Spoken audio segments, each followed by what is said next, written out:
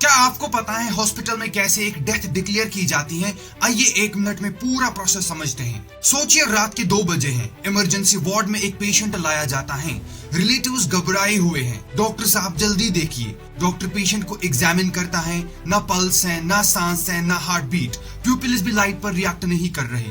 यहाँ एक बहुत इंपॉर्टेंट सवाल आता है, क्या पेशेंट को डेथ डिक्लेयर किया जा सकता है? डेथ डिक्लेरेशन का मतलब होता है डॉक्टर द्वारा ऑफिशियली ये कंफर्म करना कि पेशेंट में अब कोई भी साइन ऑफ लाइफ नहीं बचा। ये काम सिर्फ एक रजिस्टर्ड मेडिकल प्रैक्टिशनर यानी क्वालिफाइड डॉक्टर ही कर सकता है। डॉक्टर पेशेंट को प्रॉपर तरीके से चेक करता है, हार्ट साउंड्स, ब्रीदिंग, रिफ्लेक्सेस, और फिर जो है रिकॉर्ड में लिखता है कि No cardiac activity, no respiratory effort. Patient is declared dead at 27 a.m.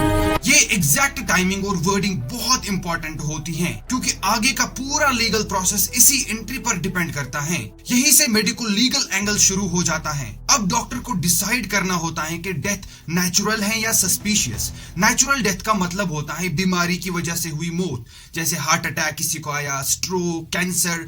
अगर death accident, suicide, poisoning, injury या कॉज ऑफ डेथ अनक्लियर हो तो इसे कहते हैं मेडिकल लीगल केस। ऐसी डेथ जिसमें लॉ इन्फोर्समेंट यानी पुलिस को लीगली इन्वॉल्व करना जरूरी होता है। अब आता है BNSS का रोल। आज इंडिया में CRPC एग्जिस्ट नहीं करता। 1 जुलाई 2024 से भारतीय नागरिक सुरक्षा संहिता इंप्लीमेंटेड है। BNSS के अंडर अगर डेथ अननेचुरल या डाउटफुल है तो डॉक्टर पुलिस को लिखित में इन्फॉर्म करता है। बॉडी हॉस्पिटल मार्चुरी में प्रिजर्व होती है। डॉक्टर डेथ सर्टिफिकेट इशू नहीं करता। इस केस में पोस्टमार्टम मैंडेटरी हो जाता है। ये सब पहले CRPC के अंडर होता था, अब BNSS के अंडर लीगली फॉलो किया जाता है। पोस्टमार्टम में फॉरेंसिक डॉक्टर बॉडी में कुछ खास साइंस देखता है, जैसे एल्गोर मोर्टिस, बॉडी का धीरे धीरे ठंडा पड़ना क्योंकि मेटाबॉलिज्म ही स्टॉप करता है। लिवर मोर्टिस, बॉडी के नीचे वाले हिस्सों का नीला पड़ना जो कि ग्रेविटी की वजह से होता है। राइगर मोर्टिस यानी मसल्स का सख्त होना। इन साइंस से अंदाजा लगाया जाता है कि मौत कब के आसपास हुई होगी। अब आती है टॉक्सिकोलॉजी। अगर पॉइजनिंग का डाउट हो तो स्टोमक कंटेंट्स, ब्लड, यूरिन सब प्रिजर्व किए जाते हैं, क्योंकि कई पॉइजन डेथ के बाद भी बॉडी में डिटेक्ट किए जा सकते हैं। इसलिए डॉक्टर जल्दबाजी में कॉज ऑफ डेथ नहीं लिखता।